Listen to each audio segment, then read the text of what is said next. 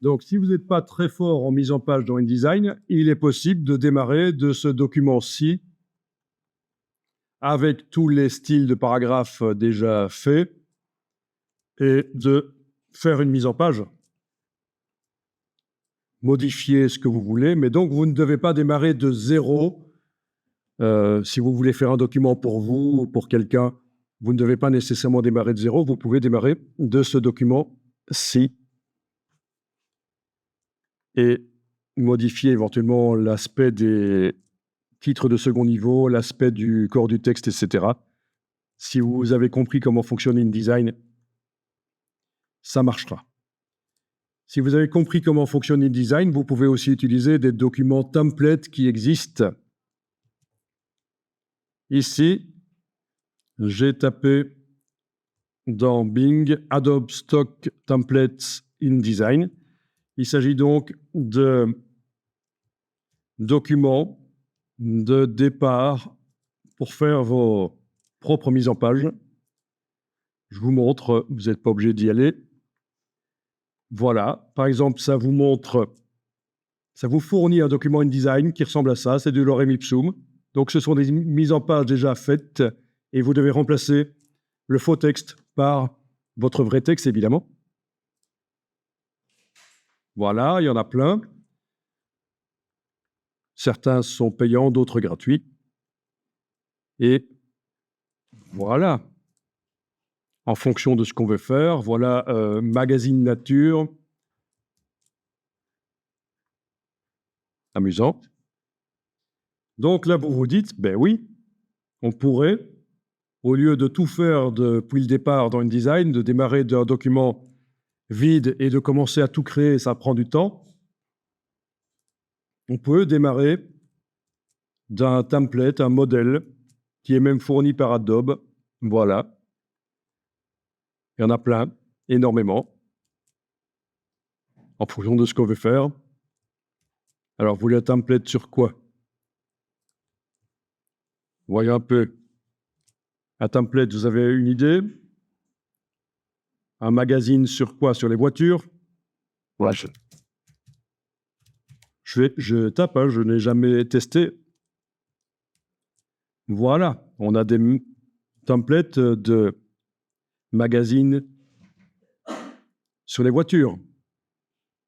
C'est vraiment le look, c'est le genre. Autre chose? Magazine sur le yoga?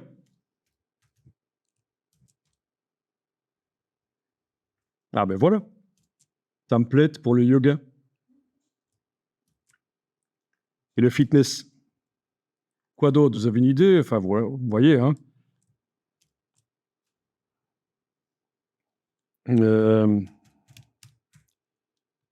Kitchen, cooking, voilà, on va tester ça.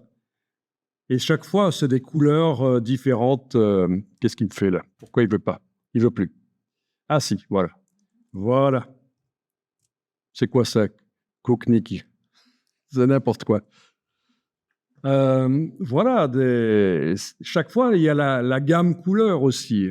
Et oui, bien sûr, la gamme couleur vient des photos, mais comme ça, vous voyez comment il faut faire. Oui, parce qu'on fait du traitement photo parfois. Pour amener aussi un côté haut de gamme, on fait un certain traitement photo pour restreindre la gamme dynamique et pour donner une ambiance colorée à la photo. Et donc, c'est typiquement ce qu'on a dans ce magazine ici. Ça peut paraître un peu terne comme photo, mais ça peut amener un côté haut de gamme et classieux.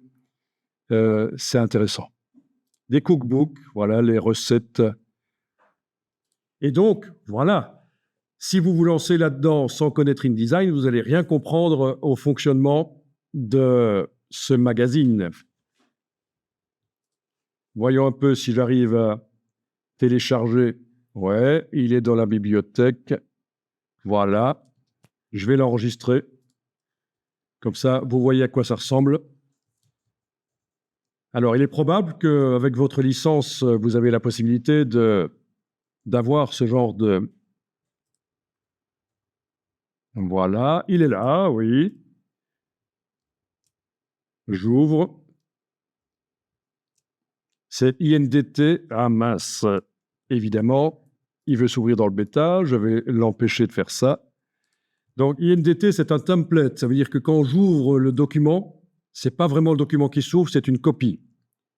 Donc ça, c'est le genre de choses qu'on fait dans InDesign quand on fait fichier enregistré sous et qu'on choisit d'enregistrer sous forme de template, modèle. Ça fait un INDT. Très intéressant si vous voulez vous constituer vos propres dossiers de documents de départ et éviter de les écraser par erreur.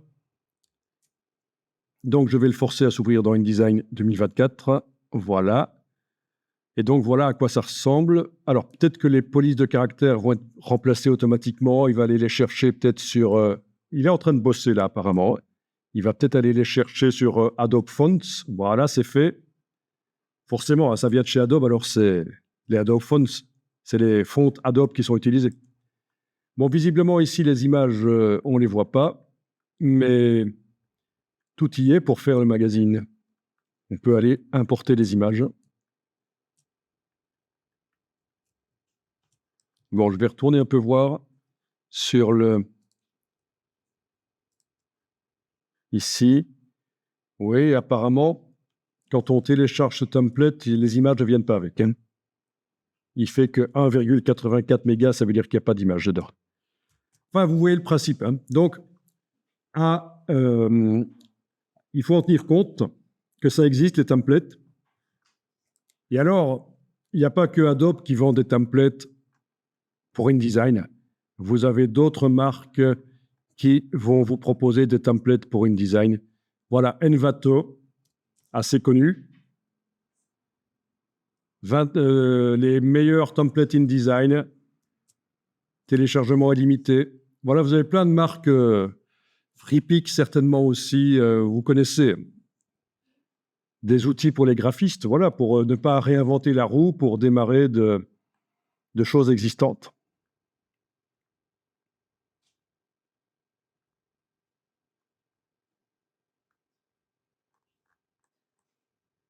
Hey, Mast. Voilà, donc c'est important de tenir compte de ça parce que ça va vous permettre de baisser les prix quand vous vendez quelque chose, évidemment. Si vous avez démarré de template. Après, vous n'êtes pas obligé de le dire au client que vous avez démarré de template. Il ne faut pas commencer à lui donner des infos pour qu'il puisse vous dire « Ah, ben dans ce cas, on va pouvoir baisser les prix. » Oui, parce qu'en plus, vous avez peut-être acheté le template. Enfin, vous voyez, il y en a plein. Après, si vous êtes puriste, vous faites tout au départ de zéro, entièrement. Pourquoi pas ?